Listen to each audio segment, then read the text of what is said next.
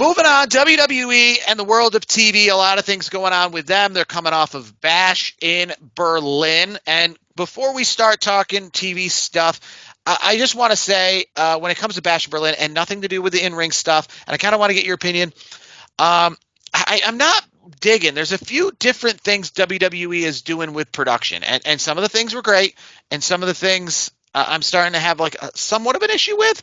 And one of those is the last two pay-per-views, and I noticed very vividly this time, and last time I noticed even when I was at SummerSlam, I could tell just by being in the arena.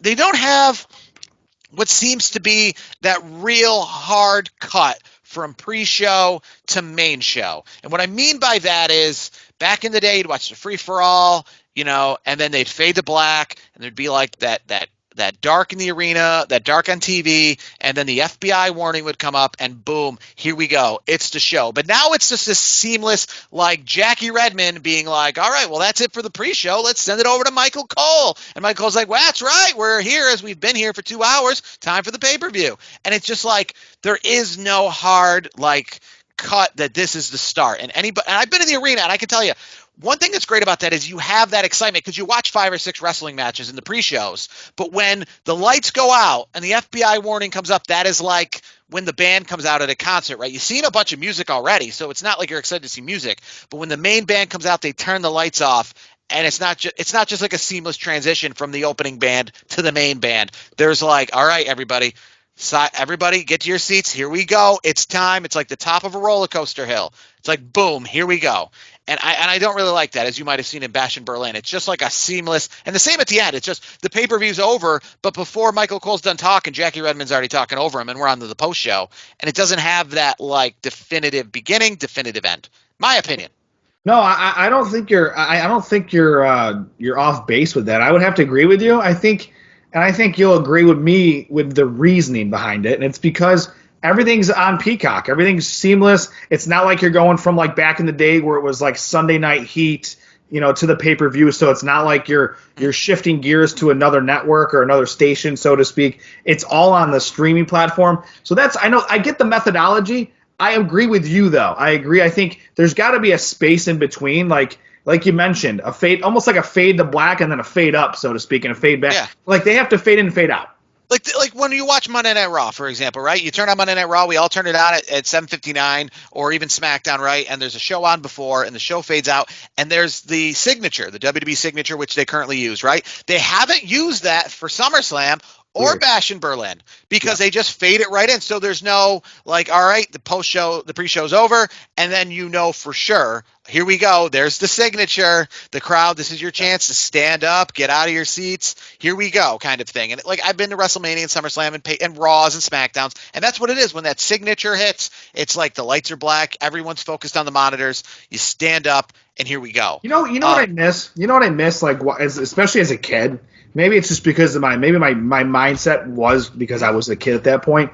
But I always remember getting ready to watch Raw, on a Monday night when I was a kid. And like it would do like that whole fade in. But like as like Jim Ross and Jerry the King Lawler would come on, there'd be this great pyro and the fire, the whole fireworks. Yeah. Like we don't get that anymore. We don't get that breathe. Yeah, like I said, Michael Cole literally just takes it from Jackie Redmond. And we have had those before, but as of recently, we don't have that. I think what WWE is doing, again, it's weird because we already went through this phase. If you remember, we went through a whole many years without pyro, and then they brought it back in 2019 at SummerSlam, and then we've had pyro since. So we haven't, and now they're kind of going back into the post-pyro days, I guess. And one thing that they're doing to kind of do that is by having a wrestler come out right as Raw starts, so we don't, instead of having like the Raw entrance, because like I said, if you notice when after the signature, we don't even have like the video package for like the Raw theme song. They just go right into the arena, and that way it kind of cuts in to, here we go, here's the show, let's go. Like, because if they played the Raw package when it's over with, what you'd be expecting is pyro, so it'd be kind of a letdown. You know what I mean? If I all of a sudden play this package and then we just show the arena and there's no pyro, it's kind of a letdown. So they kind of just after the signature, just kind of be like, all right, we're here. Here, let's go. Let's get going. Let's move it along. Yeah, to me, it's a little, it's just a little choppy. I just think, but I will say though, and I know you were leading, just a little anticlimactic. Yeah, but I will say though, you were right. You're also hitting the nail on the head with the other production elements. Like I like what they like the Chad Gable part, where like I think it was on Raw this week or last week, where they followed him, through backstage, through a gorilla, and like to the ring. Like I like that stuff. That's cool. I like it, but here's the thing, and I have it, and this is just one thing before we move on. My issue with that is I like it, but now they're doing it so much that it's starting to lose its luster.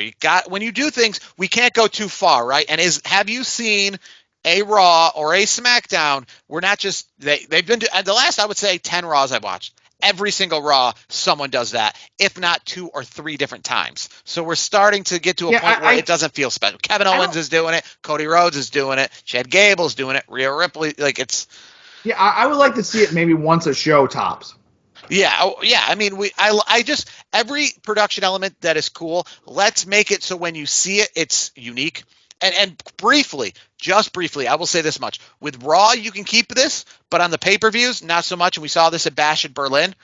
I don't like the thing that they were putting up during the matches that was talking about what is yet to come and what has already happened. Like the recap, like the results of the pay-per-view, and then they're like still to come, the main event.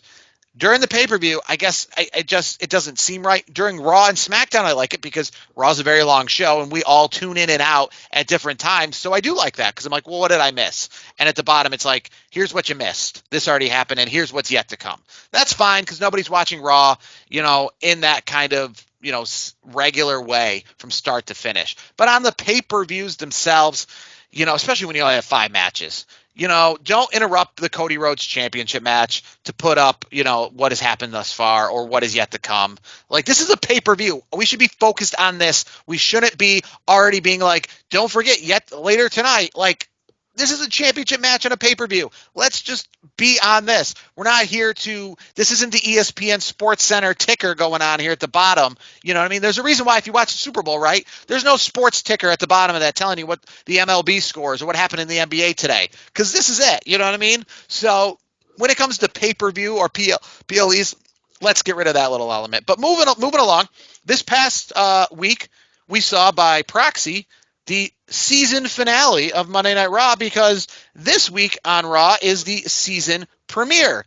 And I say by proxy because they didn't say that it was a season finale, which to me obviously makes the fact that this upcoming week on USA is the season premiere of Monday Night Raw. And I think that is a ridiculous, stupid, just dumb terminology to use that just, it's like that, Vince obviously back in the day when he was selling the $9.99 shirts, you know what I mean? Or get the F out shirts where you're just trying to sell anything and put everything out there that's just like a catchphrase that you created that really is not anything spectacular. Season premiere of Raw or season premiere of SmackDown or any WWE show for that matter is a dumb term. It is just like to try to get your eyes on it a little bit more than you would. But it's a really dumb term because of the fact that there are no seasons in that regard. We didn't just have a season finale of Monday Night Raw. They didn't say that last week's Raw was the season finale. And if it's a season premiere, wouldn't that essentially mean that, we kind of had a concluding season and now we have a new season instead of just being one big blended thing? And I guess the other point I would make to that is anybody in their right mind, WWE included, if you go on Peacock, if you're looking up the libraries and you're looking up Monday Night Raws or SmackDowns from the past, don't tell me you're looking them up by seasons in regard of September to August. You're looking them up by year. You're watching, what was Raw like in 98? What is Raw like in 2002? You're not saying, this is a new season. First off, Raw, they started in January 1993. So if you want to say that it's a new season, January is when you start a new season because the new year. Yeah, and that's when the show started, and the show's been episodic and continuous since then. The one place I guess you could say season premiere is SmackDown in the sense that that's when it started, but I still think it's stupid there because of the fact that it's just, again, we don't have season finales, right?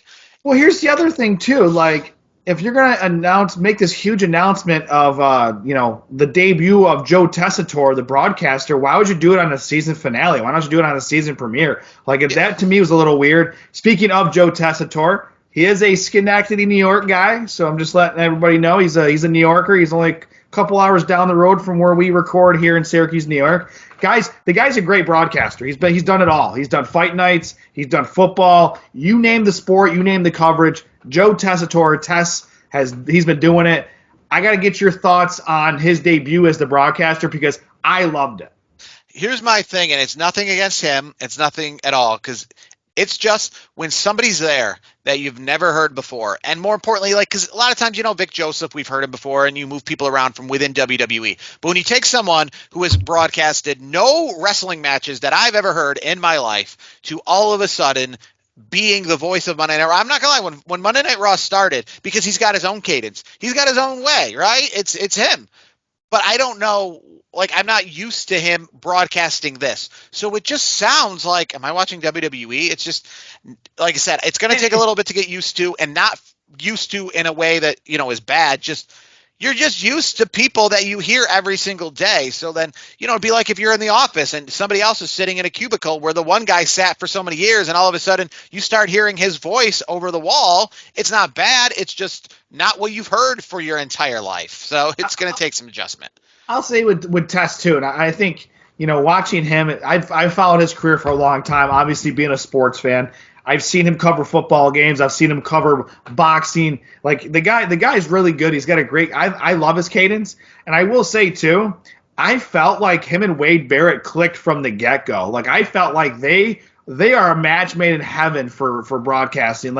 They are really good. I honestly thought Wade Barrett's best performance was this past week too. He's been pretty steady, but I thought he did a hell of a job this past week with Tess. But I think him and Tess work really well together, and I want to say a shout out to Wade Barrett as well, because I really do believe that was Wade Barrett's best commentary performance this past week. Yeah, I felt like he probably had to make sure too that he kind of carried a little below, because Joe Tessitore is brand new, and I think with wrestling, it's a whole television production. It's not just like football or basketball where you're focused on that most. And you don't really notice if there's a different broadcaster. It doesn't take you out of it for the most part. Yeah. With wrestling, that's a part of the show, right? So it does take some getting used to when you got a whole new guy in there, because he's essentially the MC of the night. So it does take a minute to get used to. I will say that. But this upcoming week, or this week, is the final one with SmackDown on Fox. Since 2019, SmackDown has been on broadcast television, and they're moving once again back to the USA Network.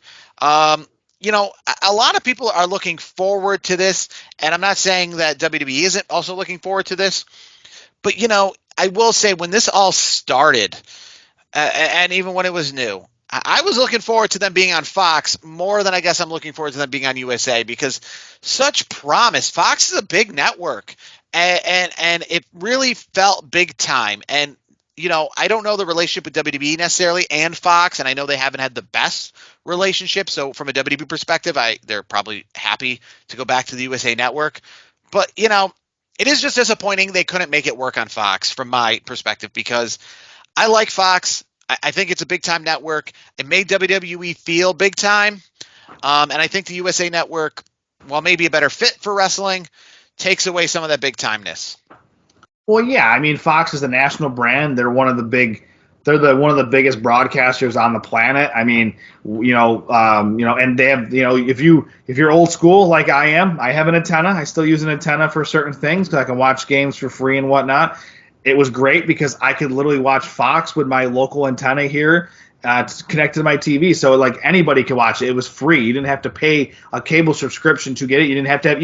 I know most people have internet these days, but there are people out there that still don't use the internet, and antennas still are a thing, and you don't have to use the internet to get the broadcast. So yeah, it's a little bit of a step. It's in a way it's a step back, but it's a step forward too, because for the time being up until October 1st. USA Network is the flagship of WWE for the next 4 weeks. So you're gonna have Monday nights USA Network for Raw. Tuesdays you got NXT, and then you have Friday nights. You're gonna have SmackDown. Now, obviously, that will change. Where speaking of antennas, NXT is moving over to the CW as of Tuesday, October 1st. So just a few weeks away. And again, I'll tie it back into the antenna. A lot of people that I know that don't have cable, they don't spend the money on that stuff. It's going to draw an audience because the CW has been trying to get more and more into the sports realm for a long time. They're getting golf, they're getting NASCAR, they're getting WWE. So they're moving forward as a sports broadcasting company. And it also is an antenna, which you don't need to pay for, which I think is great. So on that side of it, it's the lesser of the three brands, but I still like the fact that NXT is moving to the CW. I think it's going to be a good fit. And then obviously USA Network, is going to do their thing, with Raw, for the rest of the year. Netflix is going to be kicking in soon. And then USA Network and SmackDown will be a partnership for a while. Yeah, that'll be the only place. It's weird to think because obviously if you go back to even the 80s, right, WWF and the USA Network, I mean, they're hand in hand, right? Primetime wrestling, Saturday wrestling, and obviously Monday Night Raw. And other, it's weird, the fact that SmackDown is going to be on the USA Network and Raw isn't going to be on the USA Network. That is strange. But SmackDown does. Remember, you do forget, SmackDown was on the USA Network on a Monday, Tuesday stint for many years when SmackDown became SmackDown Live and moved over to Tuesdays. I think there was some time in there. They were on Sci-Fi a little bit. So SmackDown on USA is not a new thing. They are staying on Raw or on Friday nights. Just don't take me back to the UPN days where we couldn't get it here for a little bit. That sucked. I will say, I'm thinking back on it. It's so crazy because without SmackDown, I don't know how much UPN I would have watched. Like everything I remember about UPN back in the day is SmackDown based, like any of the commercials for any of the shows. And I was watching something about some of the worst sitcoms to ever occur. And a lot of them were on UPN. And I remember either not watching them, but of having heard of them or watching them. And it makes me think, would I have ever, like if they're doing this list of worst sitcoms of all time and SmackDown was never on UPN, I would be like, what are you talking about? And to be fair, I might just even saying the words UPN might be like, oh yeah, I forgot about that. That is literally my only knowledge. Like that is why UPN is still in my head as an existing channel that existed because of that fact that it's SmackDown for so long. And I just wonder where UPN would sit in my brain if SmackDown or wrestling was never on that channel. I wonder if I would have just completely forgot about that network ever existing and never probably watched it back when it was on because other than that, I really only watched SmackDown. But it's going to be interesting. SmackDown moves over. And one, I guess, thing that's interesting about this is the fact that it's all but almost a certain that Roman Reigns is going to make an appearance on SmackDown on USA. So it's just weird that the final SmackDown on Fox, on the major network, is going to get a crappier SmackDown than the one on cable network. Because WWE is looking forward so much to moving this over to USA Network. And there's a lot of talks that Cody Rhodes versus Solo Sikoa for the championship can and may occur on that SmackDown on USA Network. Obviously, in future episodes before that SmackDown, we will talk about it if it is indeed the match. But feel bad for the people in Edmonton, Alberta, Canada, because they've got SmackDown, and it's the one that WWE cannot wait to get rid of. And it's kind of strange because of the fact that, it's in Edmonton, Alberta, where Fox isn't one of their main channels. Yeah, it's true. So strangely enough, Canada's kind of a weird place in that sense. I did watch SmackDown when I was in Edmonton a few months ago, and I can say, strangely enough, weirdly, it was on Fox. It was on Fox from Rochester, New York, because my cable in my hotel room picked up USA channels that they don't have in Canada, and I don't know what SmackDown actually is on in Canada if it's not on Fox. So I don't know if people in Canada just watch SmackDown via USA Fox networks, like it's a part of their cable packages, like similar to cable packages here have. It like wouldn't BBC. it wouldn't be on like CBC or anything like that. Well, CBC would not have SmackDown. They're a much more prestigious channel Oh, than having. hey, I'm asking you because I'm not the Yeah. expert on Canada. Yeah, I just heard of CBC. It would be on like City TV. That would be a channel that'd be on, or maybe like Sportsnet, one of the Sportsnet regional channels. Got it. But it was on Fox when I was in Edmonton, Alberta, and it was live because it was picking up the East Coast Rochester, New York Fox. So weirdly enough, that I don't know if people in Rochester, New York know this, but their local Fox station is the Fox station that is the Fox station for Edmonton, Alberta, Canada, out on the West Coast. So if Fox ever has the Super Bowl in general, people in Rochester, New York probably don't realize when they have the regional version of it that you're actually also broadcasting the Super Bowl to Edmonton, Alberta. Like your local commercials, That's so weird. your commercial. Like I was watching the local 10 o'clock Fox News. You know what I mean? Out of I think it's WHAM out of Rochester, where they're giving the Rochester news. Like a good example, I was watching Rochester Red Wings minor league highlights, and they're talking about Rochester Amherst hockey while I'm sitting there in Edmonton, Alberta, Canada, in my hotel room. So strangely enough, but either way, that could be where they get it from.